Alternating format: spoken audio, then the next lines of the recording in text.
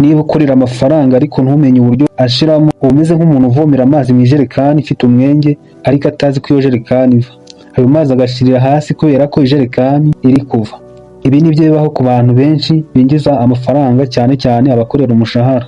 Ugasanga ku mpera y'ukwezi nta mafaranga na make basigaranye, ahubwo bamwe barafashe n'amadeni. Akenshi bigaterwa no kutamenya uko amafaranga, uburyo bwo kuyakoresha neza no kuyacunga, bigatuma asohoka mu buryo butateguwe.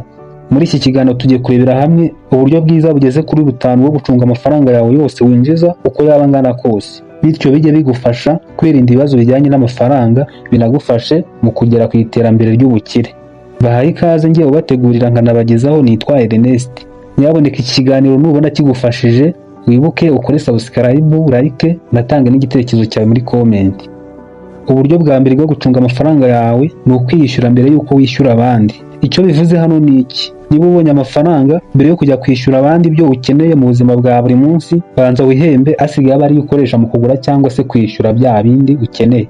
Mbivuze mu buryo bworoshye, banza ukoresha igice cy'amafaranga kuyo ufite, icyo gice ubanze ukizigame, noneho ahandi ari busigare aba ariyo ujya kugura bya bintu bitandukanye, wishyura abacuruzi, ibiribwa, wishyura aho uba, wishyura amashanyarazi, wishyura n'amazi, ndetse n'ibindi bintu by'ibanze ukeneye mu buzima bwa buri munsi. Iyi tekinike rero ikaba ari nziza kuko ituma ubanza gushyira igice cy'amafaranga winjiza ku ruhande mbere y'uko uyakoresha. Kandi iyo utabikoze mbere ukavuga ngo ndizigama nyuma y'uko maze kugura ibyo nkeneye, ushuka amafaranga yose wayakoresheje nta na make usigaranye. Gerageza rero niba uyu mwitozo utajya gukora, utangire ushyire mu bikorwa buri gihe uko winjiza amafaranga, bizatuma ubasha gucunga amafaranga yawe, binagufashe kwiteza imbere. Uburyo bwa kabiri bujya kugirana isano n'ubwa mbere, ni ugutegura gahunda y'amafaranga winjiza, nko gukora bije. Iyi ni indi tekinike ushobora gukoresha niba ushaka gucunga amafaranga yawe no kugera ku iterambere ry'ubukire. Akenshi mu kugendera kuri iyi tekinike, abahanga bagaragaza itegeko ry'ingenzi ari ryo 50-30-20%. Iri tegeko ryagufasha kumenya uburyo uzajya ugabanya amafaranga yawe mu byiciro nk'igihe uri gutegura ya gahunda y'amafaranga yawe wabonye.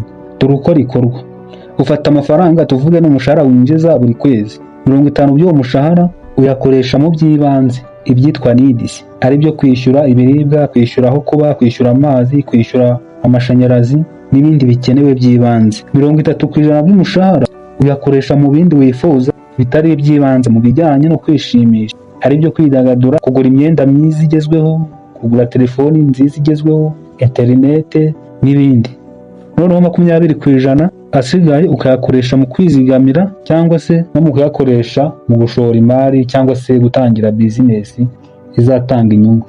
Niba rero wagorwaga n'uburyo utegura gahunda ihamye uburyo wakoresha amafaranga yawe neza, wakwifashisha iri tegeko kandi urumva ko ryoroshye no kurishyira mu bikorwa.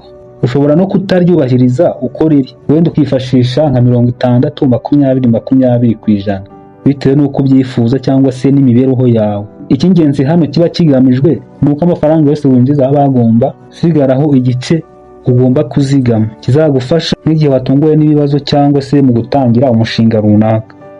Uburyo bwa gatatu bwagufasha gucunga amafaranga yawe ni ugufata amafaranga ukayabyaza andi. Aha bisobanuye yuko amafaranga winjiza, aho kuyakoresha yose mu bijyanye no gukemura ibyifuzo byawe byose, ushobora gufata igice cyayo ukagishora nko muri business cyangwa se n'ahandi hatanga inyungu. Tuvuge ko ushobora kuba winjiza umushahara wa buri kwezi cyangwa se hari ikindi kintu kikwinjiriza amafaranga.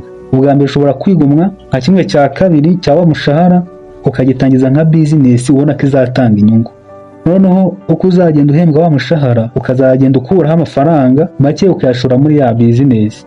Wabona ari business iri gutanga inyungu, aho kugira ngo ya nyungu yifate uyikoreshe mu gukemura ibyifuzo byawe kandi ubona ko bitanihutirwa, ahubwo ukayifashisha ukomeza kwagura business. Iyo ibyo ngibyo bikora kenshi, utangira kubona amafaranga ari kwiyongera, ari nabwo buri mu nzira igana ku bukire.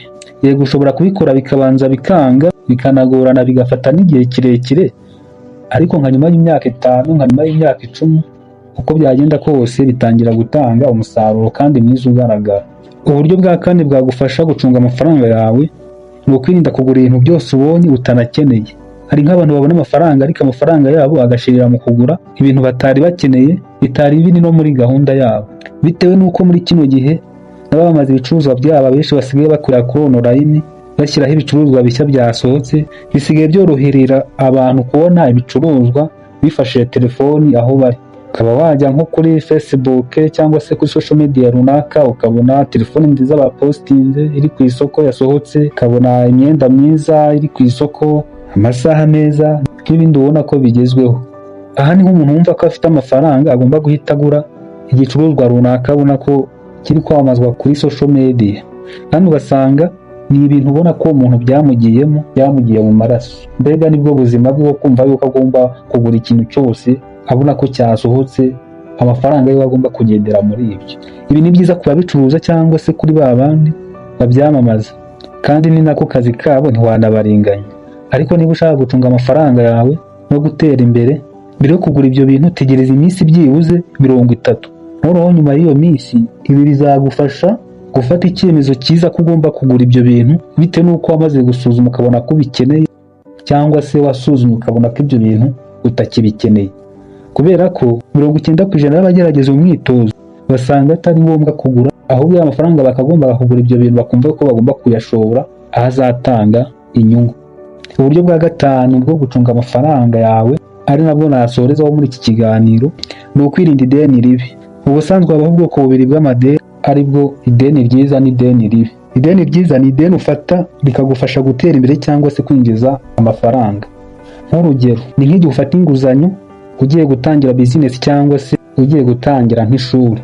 Naho ideni ribi ni ideni ufata utagamije kuribyaza andi mafaranga, ahubwo ari ryo kugura nk'ibintu byo kwishimisha, nk'imyambaro myiza, telefoni nziza, televiziyo, imodoka nziza n'ibindi ubona ko ari byo kwishimisha.